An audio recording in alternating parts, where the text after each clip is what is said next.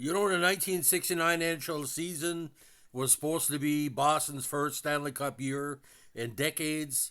They ended the campaign one of the most strongest teams in NHL history, a myriad of strong players. They did finish second to the Montreal Canadiens, but only by 3 points, and dominated Montreal in the regular season, getting 10 of 16 points. But when the postseason began, Montreal swept the Rangers, and Toronto destroyed was destroyed by Boston in four straight. But the Montreal Boston series went away towards Montreal. A lot of people didn't expect. Now, this was the 14th playoff series between the two rivals, with Montreal winning the previous 11 of the 13. Their most recent series had come in the previous quarterfinals when Montreal, with Espo and Bobby Orr, swept the Beantowners in four games. Now, Boston earned 10 of 16 points in this year's regular season series. Now, it started off very interesting at the Montreal Forum. A very, very hard fought contest. Now, Derek Sanderson scored twice to give Boston a 2-0 lead after the second period, including a very interesting shorthanded goal with less than 5 minutes left in the second stanza.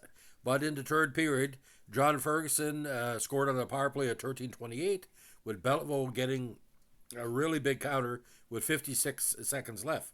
Now, in overtime, of all people, Ralph Backstrom at 42 seconds scored the winner and sending the Boston fans into the night extremely confused of why they lost. Jerry Cheever stopped 32 of 35 shots, should have won the contest, and the Gumpers stopped 21 to 23. Now, game two as well went into overtime, and it was the same story again, but this time Montreal took an early 1-0 lead. Johnny McKenzie followed Cornway's goal with a power play marker at 8:39.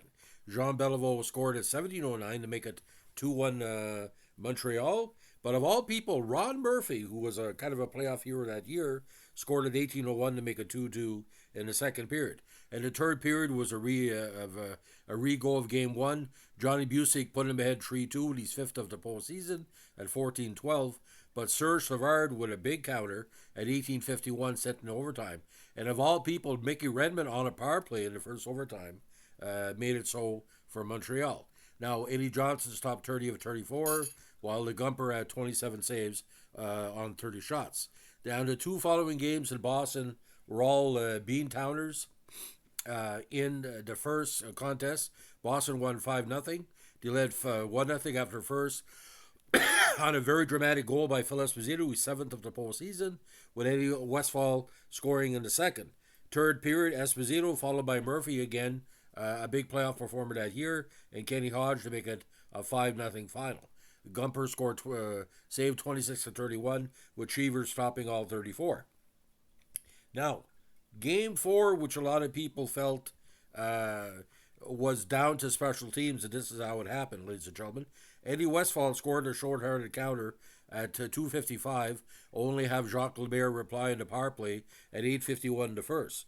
Now, Derek Sanderson scored Boston's second shorthanded goal at 15:49. But this, a lot of people call this the Bobby Orr goal game. He scored the winner. He's first in the postseason at 18:13. Although Serge Savard scored at 19:06, it wasn't enough for the comeback. Now, Rogie Vachon started, had a better game than Worsley in the previous one, stopping 29 of 32, with Cheevers stopping 28 of 30 shots.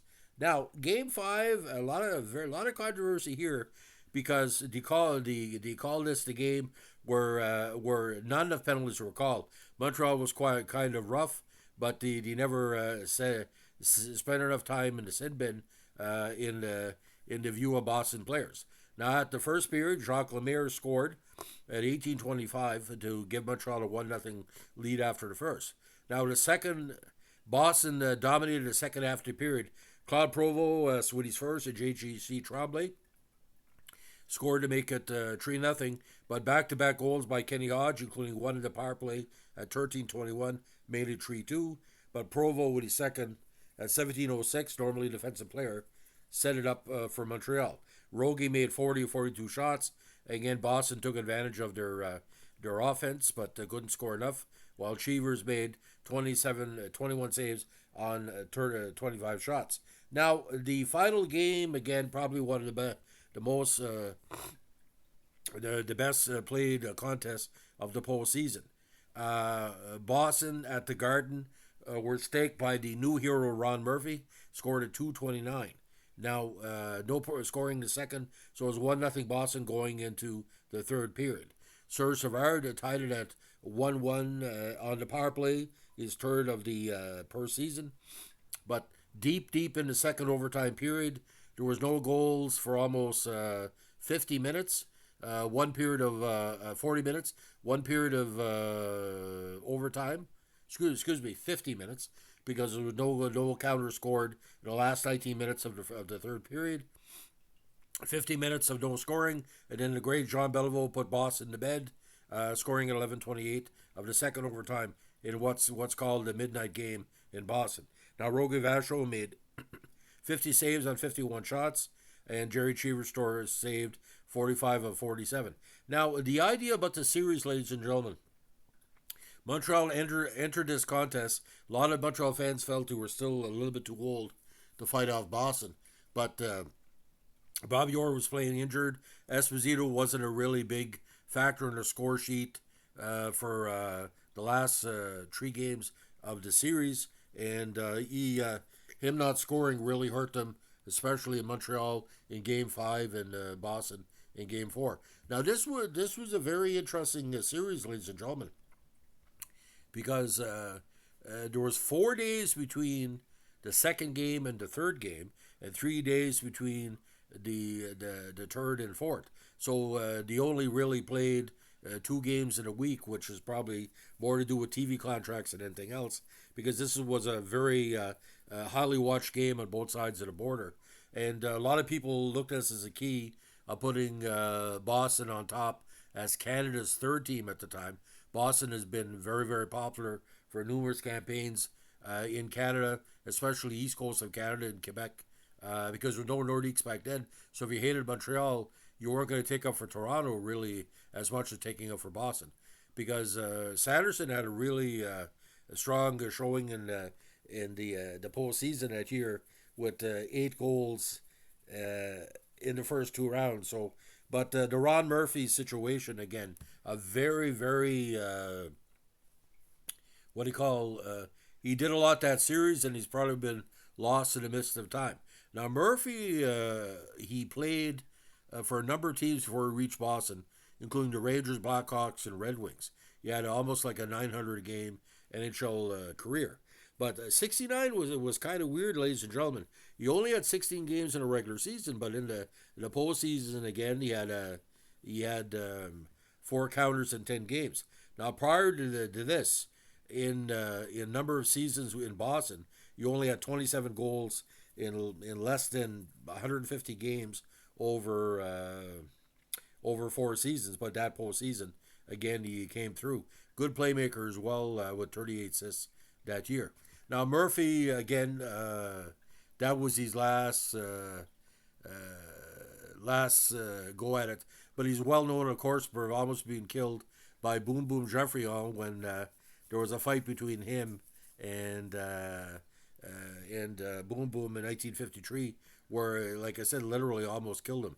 And that's what he's well known of. So 16 years before, a Montreal Canadian almost killed him, so he was very motivated.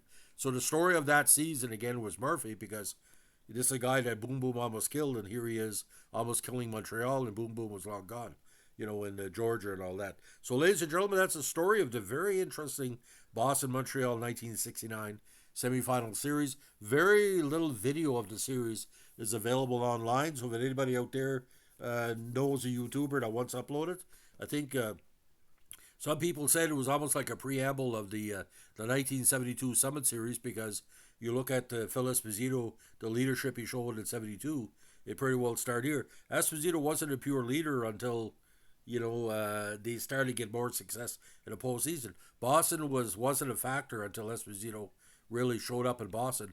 Before that, Bobby Orr first, of course, but the Esposito trade from Chicago to Boston really changed the fortunes.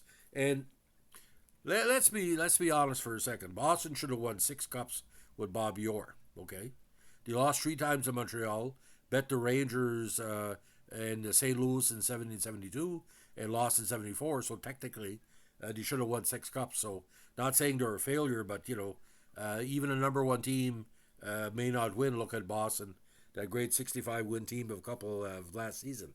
That's the way it goes. But Ron Murphy, you want to find out more about him? Listen to our podcast, hear about his career and the Jeffrey incident. It's hard to believe that nobody remembers that. They remember the Richard incident with the riot, but you don't remember the Boom Boom incident where literally he tried to kill a rookie in cold blood, and he never served time for it. So if that was 2024, he'd be in jail right now or still. Thanks for listening, and happy Stanley Cup playoffs. Anybody, my distant cousin William Corey in Vegas is playing tonight. Check out the Golden Knights. Toronto-Boston's going to be an interesting series because nobody's scoring any goals. It's like dancing with your mother. It doesn't end well. Have a good one. Bye.